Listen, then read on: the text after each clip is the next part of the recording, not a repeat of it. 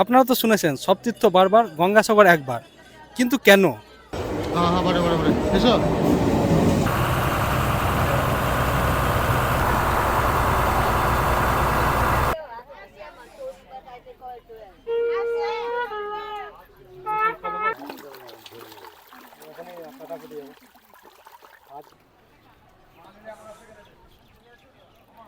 নমস্কার বন্ধুরা, আপনাদের সবাইকে স্বাগতম জানাই আমাদের আজকের এই বিশেষ ভিডিওতে।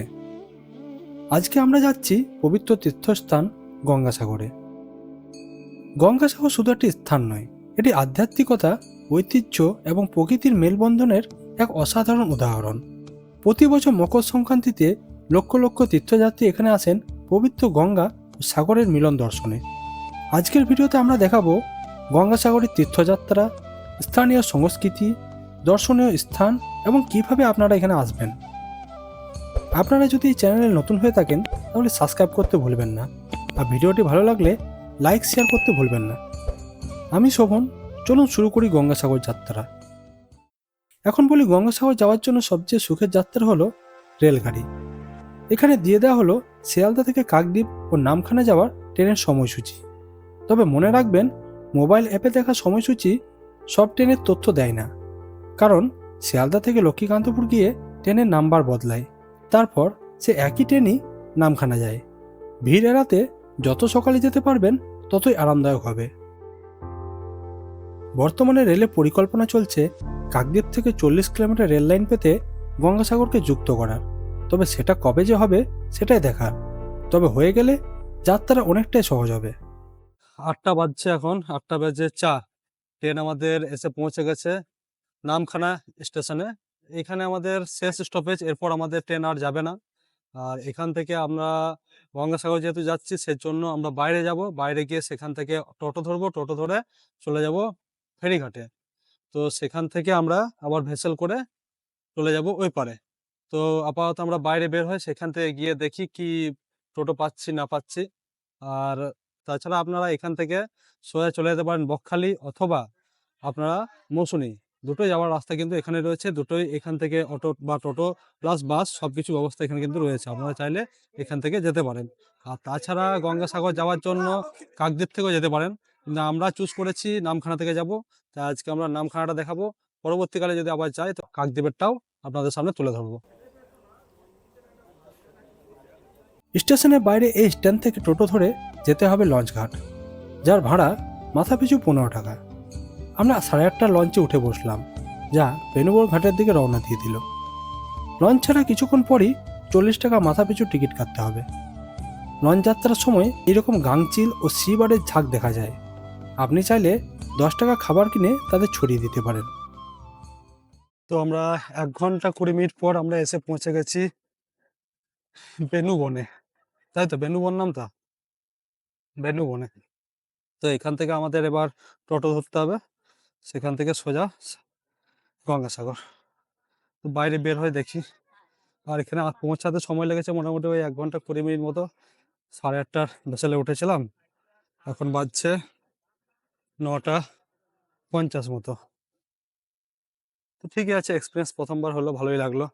যাই এবার বাইরে অটো দেখি, অটো বা টোটো কি পাচ্ছি, কত সময় লাগছে। এই বেনুবনে আমরা পৌঁছে গেছি।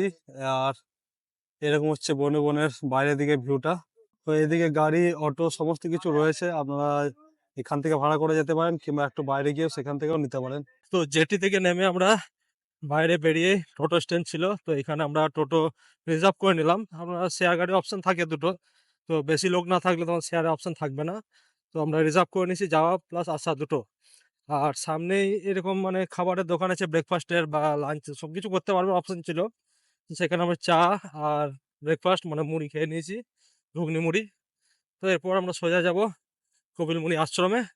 আর ওখানে কি কি আছে না আছে সব পুরোটাই, যেটা ঘুরে দেখানো সম্ভব হবে সেটা ঘুরে দেখাবো। আর তাছাড়া এখানে যে অটোর কোনো টাইম লিমিট নেই যে এখন গেলাম 2 ঘন্টার মধ্যে আসতে হবে, সেটা নয়। এই লাস্ট যেটি ছাড়ে এখান থেকে, মানে ভেসেল ছাড়ে, ততক্ষণ কিন্তু এরা দাঁড়াবে, মানে ওই বিকেল 4টে অবধি। 4টে অবধি আপনি ওখানে থাকতে পারবেন, তারপর আপনাকে এখানে চলে আসতে হবে, সে আপনি যত সকালে যান আর দুপুরে যান। তো অটো করে আমরা এখন পৌঁছে গেছি এই যে কপিলমুনি আশ্রম, এদিকে দেখতে পাচ্ছেন সামনে। তো আর এই সোজা দিয়েই আমরা যদি আবার চলে যাই তাহলে আমরা পাবো আমাদের গঙ্গা আর সাগর যেটা মিলন হয়েছে সেই জায়গাটা বলতে পারে, বা সোজা কথা বলতে পারে সাগর। এই রাস্তাটা সোজা চলে যাচ্ছে সাগরের দিকে। আর এইটা হচ্ছে কপিলমুনি আশ্রম। তো আমরা পৌঁছে গেছি, মোটামুটি এখন সময় হচ্ছে 11টা 10। বাথরুম করে আসলাম, সামনেই আছে পে অ্যান্ড ইউজ টয়লেট। আপনারা আসলে আমরা ফ্রেশ ট্রেশ হয়ে নিতে পারবেন। আর খাওয়া দাওয়া করতে চাইলে এখানে দোকান কিন্তু অনেক অ্যাভেলেবেল দোকান আছে। ব্রেকফাস্ট এখানে করতে পারেন, আমরা তো ওখানে করে এসেছি। আর আপাতত জায়গাটা একটু ঘুরি, ওই আশ্রম তো যাবো প্লাস সাগর। তো স্নান টান করবো কি করবো না সেটাও ওখানে গিয়ে ভাবি ডিসিশন নেবো। তো এখন যাই ওখানে, ওখানে গিয়ে দেখা হচ্ছে। আমরা ওই যে মন্দিরটা দেখালাম কপিলমুনি আশ্রমের, ওই মন্দিরটা পড়ছে এইদিকে। এই দিক থেকে ওই রাস্তাটা সোজা গেলে ওই সাইডে আছে কিন্তু গঙ্গা ঘাট, কিন্তু ওইদিকে গঙ্গা ঘাটটা ভেঙে যাওয়ার কারণে ওইদিকে যাচ্ছি না, আমরা যাব এই দিকে।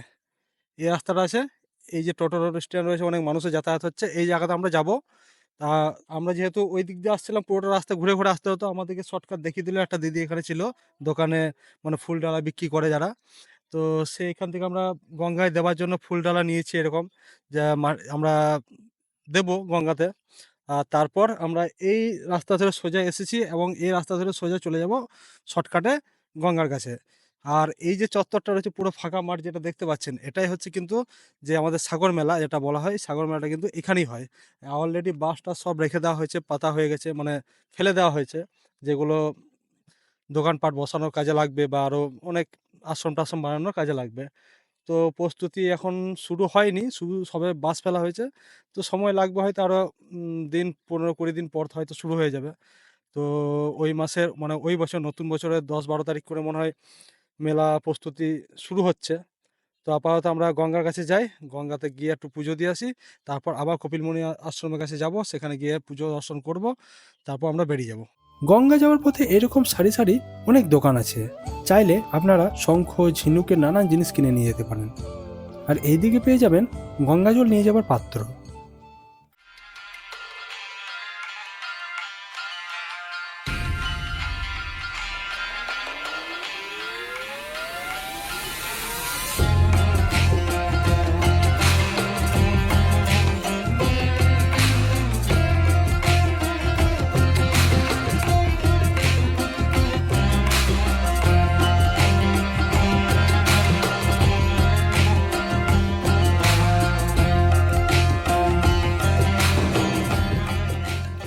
তা এখন আমরা গঙ্গার পাশে এসেছি, কত পুণ্যার্থী এখানে এসে স্নান করছে তাদের পুণ্য অর্জন করার জন্য এক প্রকারে বলতে গেলে। আর এই যে জায়গাটা দেখছেন, এখানে আপনারা আসলে স্নান টান করতে পারেন। স্নান করার পর এরকম কাপড় ছাড়ার জন্য জনপ্রতি 20 টাকা নেয়, এরকম জায়গা আছে। এরকম অনেকগুলোই পেয়ে যাবেন এখানে, আপনারা কাপড় চাপড়, ভেজা কাপড় এখানে চেঞ্জ করে শুকনো কাপড় পরে নিতে পারেন। তাছাড়া আপনি চাইলে এখান থেকে ভেজা কাপড় পরে আপনার যেখানে রুম নিয়েছেন সেখানে গিয়ে চেঞ্জ করতে পারেন, সেটা আপনাদের ইচ্ছা। তবে সুবিধা এখানে আছে। আর এখানে আপনারা নিজেরা ফুল ডালা দিয়ে পুজো করতে পারেন, কিংবা অনেক পুরোহিত মশাই আছে তাদের কাছ থেকে পুজো করে নিতে পারেন। আর এমনি তাছাড়া ডাবের জল এসব তো আপনারা খেতে পারবেনই, অসুবিধা কিছু নেই। ছোটখাটো দোকানও আছে এখানে। তো আমরা এখন এখানে গঙ্গাতে এসে পুজোটা দিয়ে দিলাম, আমরা আমরা এবার বেরিয়ে পড়বো কপিলমুনি আশ্রমেতে, সেখানে গিয়ে দর্শন করব, পুজো দেব, তারপর বেরিয়ে পড়বো। এটা আছে এর 50 ডালা? টাকা। আচ্ছা এটা আছে 10টা তিলের নাড়ু, আলতা সিন্দুর, মঙ্গল ঘর দিয়ে পরিবারের নামে পুজো দিলে এটা 100 টাকা আছে। আচ্ছা এটা আছে তিলের নাড়ু, মাখা প্যাকেট থেকে দিয়ে, এটা আছে 150 টাকা আছে। 150 টাকা, হ্যাঁ, মানে 50 থেকে শুরু। 50 থেকে শুরু। আচ্ছা 50, 100, 150। 150, 200 যে যেরকম নেবে, পুজোতে সব আচ্ছা ব্যক্তিগত ব্যাপার, যে যেরকম নেবে, যার 100 টাকা আছে। আচ্ছা, পুরোপুরি একদম প্যাকিং সিস্টেম করা হ্যাঁ, আছে। সব দোকানে আমাদের 120টা দোকানে একই দাম, একই সিস্টেম। মানে এটা কি ডালি সমেত? হ্যাঁ, ডালিটা কি করে না করবো? না, তুই পুজো দিয়ে তুমি বাড়ি নিয়ে চলে যাবে। এখন সংক্ষেপে বলবো গঙ্গাসাগরের ইতিহাস। বেদ অনুযায়ী সত্যযুগে অযোধ্যার রাজা সগর 99 অশ্বমেধ যজ্ঞ সম্পন্ন করেন। আর একই সময়ে দেবরাজ ইন্দ্র সেই যজ্ঞ করছিলেন। কিন্তু দেবরাজ ইন্দ্র যখন জানতে পারেন আরেকজন এই যজ্ঞ করছেন, তখন তিনি ঈর্ষান্বিত হয়ে শেষ যজ্ঞে ঘোড়াটি চুরি করে ঋষি কপিল মুনির আশ্রমে লুকিয়ে রাখেন। পরে সগর রাজার আদেশে তার 60,000 পুত্র ঘোড়াটির সন্ধানে পৃথিবী জুড়ে খুঁজতে বের হন। শেষে কপিল মুনি আশ্রমে ঘোড়াটি খুঁজে পেয়ে তাকে চোর মনে করে আক্রমণ করেন। কপিল মুনি ক্রুদ্ধ হয়ে তাদের অভিশাপ দেন, তার ফলে তারা সেখানেই ভস্ম হয় এবং নরকে পতিত হয়। রাজা সগর কপিল মুনির কাছে ক্ষমা চাইতে এলেন এবং কপিল মুনি বললেন গঙ্গার পবিত্র জলই তাদের মুক্তি দিতে পারেন। বহু প্রজন্ম ধরে গঙ্গাকে পৃথিবীতে আনার চেষ্টা চালানো হয়, কিন্তু ব্যর্থ হয়। পরে রাজা ভগীরথের তপস্যায় সন্তুষ্ট হয়ে মহাদেব শিবের সাহায্যে গঙ্গা পৃথিবীতে অবতীর্ণ হন। তারপর থেকেই গঙ্গাসাগরে গঙ্গা ও সাগরের মিলন পবিত্র স্থান হিসাবে বিবেচিত হয়। কথিত আছে, এই গঙ্গাসাগরে মকর সংক্রান্তিতে একবার স্নান করলে আপনার জীবনকালের সমস্ত পাপ মুক্তি হয়। তাই বলা হয়, সব তীর্থ বারবার, গঙ্গাসাগর একবার। গঙ্গাসাগর একবার বলার পিছনে আরও একটা কারণ আছে, তা একটু পরেই বলছি। মন্দির খোলার সময় হলো ভোর 5টায়। 5:30টায় শুরু হয় ভোরের আরতি। 9টার দিকে ভোগ দেওয়ার সময়, তখন আধ ঘন্টার জন্য মন্দির বন্ধ থাকে। আবার ঠিক 7:30টার মধ্যে সন্ধ্যা আরতি শুরু হয়ে যায়, তারপরে মন্দির বন্ধ করে দেওয়া হয়। তাই আপনাদেরকে এই সময়গুলো ধ্যান রেখেই যেতে হবে। মন্দির চত্বরের ভেতরে রয়েছে আরও দেবদেবীর মন্দির, আর মাঝে রয়েছে কপিলমুনি, আর এক পাশে মা গঙ্গা, অন্য পাশে রাজা সগর। এইখানে আপনি পুজোর ডালা দিয়ে পুজো করিয়ে প্রসাদ নিয়ে যেতে পারেন। এর সামনে রয়েছে পবিত্র কপিলমুনি সরোবর, এই মন্দির থেকে বাঁ দিকে। আর আপনারা এই যে জল সত্ত্ব দেখছেন, এখান থেকে আপনারা 1 টাকার বিনিময়ে বা 2 টাকার বিনিময়ে জল কিনে নিতে পারবেন। এখন কাজ চলছে, কিনতে পারবো না, তারপর হয়তো ভেতরে যায়। কিন্তু বোতল নিজেকেই আনতে হবে। এখানে মাছ দেখুন একবার, কি পরিমাণে মাছ ঘুরে বেড়াচ্ছে, তেলেপিয়া। গঙ্গা দেবী। এখানে পুজো দেওয়ার পর চুনারি বেঁধে আপনি মনের ইচ্ছা রাখতে পারেন। সামনে জানুয়ারি মাস গঙ্গাসাগর মেলা চালু হবে, লক্ষ লক্ষ পুণ্যার্থী এখানে এসে হাজির হবে। তো আপনারা হয়তো তার মধ্যে কিছু মানুষ হবেন যারা গঙ্গাসাগর আসতে চাইছেন, বা হয়তো গঙ্গাসাগরে মেলা দর্শন করবেন বা মেলা ঘুরবেন। আর হয়তো আপনারা কখনো আসেননি, প্রথমবার আসছেন, তাদের জন্য বলে রাখি, তো গঙ্গাসাগর যদি আপনারা আসতে চাইছেন, তো গঙ্গাসাগর আপনারা আসবেন কিভাবে সেটা আপনাদেরকে বলি। গঙ্গাসাগর আসতে হলে আপনাদেরকে প্রথমে আসতে হবে শিয়ালদা। শিয়ালদা থেকে আপনারা উঠবেন ট্রেনে, নামখানা ট্রেন। নামখানা ট্রেন থেকে আপনারা সোজা চলে আসতে পারেন দুটো জায়গায়, এক হচ্ছে নামখানাতে অথবা কাকদ্বীপে। কাকদ্বীপ থেকে আমরা আসতে চাইলে কাকদ্বীপ থেকে আপনারা অটো করে আপনারা চলে যান প্লট নম্বর 8, সেখানে 4 নম্বর যে ফেরিঘাট আছে, বা আপনারা যদি গঙ্গাসাগর মেলার টাইমে আসেন তাহলে প্রতিটা ফেরিঘাটে কিন্তু চালু থাকে। সেখানে আপনারা টিকিট কাটুন, যে ভেসেল অ্যাভেলেবেল থাকবে সেই ভেসেলে উঠে আপনারা পৌঁছে যাবেন কচুবেড়িয়া ঘাটে। সেখান থেকে আপনারা টোটো করে পৌঁছে যাবেন গঙ্গাসাগরে। তো আপনারা চাইলে আরেকটা অপশন আছে, সেটা হলো নামখানা, যেটা আমরা আজকে এসেছি। সেটা কি না, আপনারা সেই ট্রেন করে সোজা চলে আসবেন নামখানা। নামখানা থেকে আপনারা কি করবেন, টোটো করবেন, টোটো করে আপনারা চলে আসবেন ওখানে, সামনে আছে লঞ্চ ঘাট বা ফেরিঘাট যা বলবেন।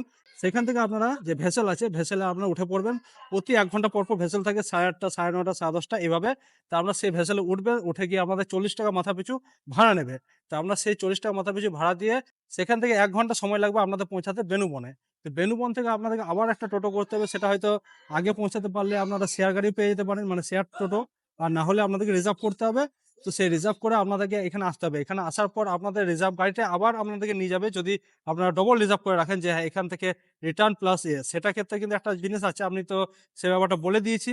তো চলুন, এই যে আস্তানাগুলো দেখছেন বা থাকার জায়গাগুলো, এগুলো কিন্তু এইদিকে যেমন রয়েছে, এইদিকে অনেকগুলো আছে সারি সারি। তো এখানে সাধু বাবারা থাকেন, ভেতরে থাকার জায়গা প্লাস সবার জায়গা, রান্নার জায়গা সবই আছে। এর মধ্যে অনেক সাধু বাবারা যারা বাইরে থেকে এসছে, অনেক অনেক বছর ধরে কিন্তু এখানে সাধনা তপস্যা এখানে কিন্তু করে আছেন এই জায়গাগুলোতে। তো আমরা তো দর্শন করলাম, আপনাদেরকেও দেখালাম সবকিছু, যেখানে কিভাবে এনারা বসবাস করছেন।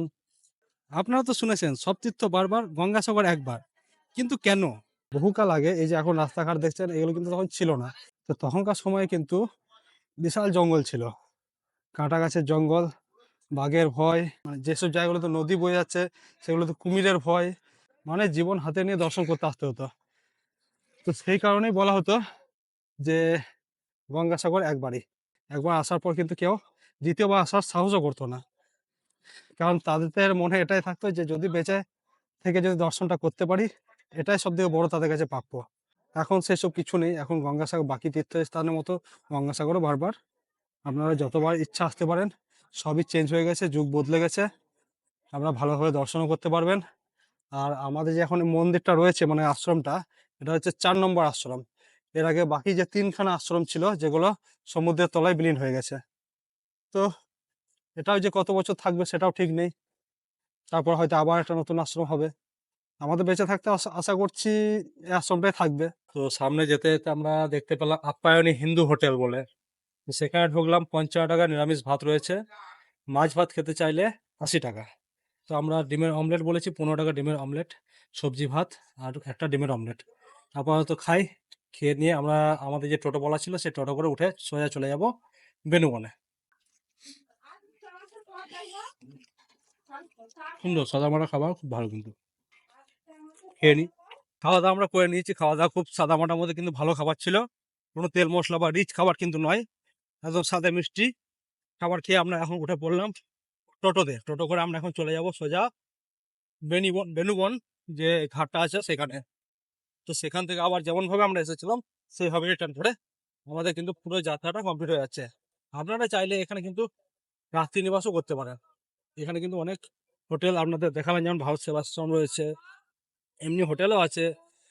অথবা একা আসলে বা যদি আপনারা বন্ধুরা মিলে আসেন বা সেরকম আসে সপরিবারেও আসলে চাইলে আপনারা যুব যে সংঘটা আছে সেখানে থাকতে পারেন, অসুবিধা নেই।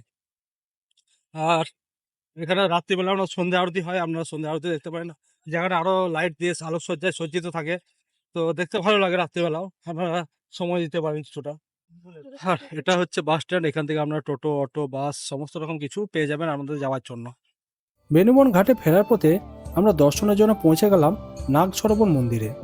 মন্দিরে ঢোকার পথে কিছু অনুদান দিতে হয়, তারপর সেখান থেকে টিকিট নিয়ে আপনারা সোজা চলে যেতে পারেন ভেতরে। মন্দির চত্বরের ভেতর সাজানো কাজ চলছিল, কারণ সামনেই ছিল পুজো। আমরা 10 টাকা দিয়ে মাছের খাবার কিনে এই সরোবরে ছড়িয়ে দিচ্ছিলাম, আর অসংখ্য মাছ এই খাবারের জন্য ঝাঁপিয়ে পড়ছিল। আপনারা চাইলে একই রকম খাবার কিনে খাওয়াতে পারেন। আর এই যে সামনে দেখা যাচ্ছে মন্দিরের ভেতরে মূর্তির কাজ চলছে। এখানেও রয়েছে দুর্গা আর বিষ্ণু। বিষ্ণু রয়েছে নিচে, লক্ষ্মী বিষ্ণু, এগুলো কিন্তু সব কাজ চলছে, মানে মূর্তি তৈরি হচ্ছে। এই যে জায়গাটা রয়েছে এখানে 1.5 কুইন্টাল ঘি পোড়ানো হবে, যজ্ঞ হবে। এটা বড় কুণ্ড আছে এর মধ্যে, এখানে যজ্ঞ হয়, 1.5 কুইন্টাল ঘি পোড়ানো হয়। 6 তারিখে পুজো আছে। এই দেখুন বাসুকী নাগের একটা মূর্তি কিন্তু সরোবরের মাঝখানে রয়েছে, খুব সুন্দরভাবে কিন্তু বানানো। পরিবেশটা কিন্তু হেবি সুন্দর। তো 6 তারিখে কিন্তু এই জায়গাটা একদম ভর্তি হয়ে যাবে, অনুষ্ঠান চালু হয়ে যাবে, পুজো চালু হবে। আর এখানে নতুন মন্দির স্থাপিত হচ্ছে, আর এই সামনে নতুন মন্দির স্থাপিত হচ্ছে। সেই কারণে আমরা যখন এন্ট্রি নিচ্ছি তখন যার যেরকম সামর্থ্য সেই হিসাবে দিয়ে প্রবেশ করছে। তো আমরা ঢুকলাম, টিকিট কাটলাম, দেখলাম, ভালো লাগলো। যাওয়ার পথে এটা পড়লো, আর সামনে আবার এই যাত্রাপালাগুলো আছে, এগুলো হবে মেলার সময়। তো চলুন এখন যাই, বেরিয়ে পড়ি। এরপর আমরা পৌঁছে গেলাম বেনুবন ঘাটে। এখানে দুপুর 3:15-তে একটা ফেরি ছিল, যেটা চড়ে পৌঁছে গেলাম নামখানায়। আশা করি এই ভিডিও আপনাদের ভালো লেগেছে। ভালো লাগলে একটা লাইক, শেয়ার, সাবস্ক্রাইব এবং কমেন্ট করতে ভুলবেন না। ধন্যবাদ, দেখা হচ্ছে পরের ভিডিওতে।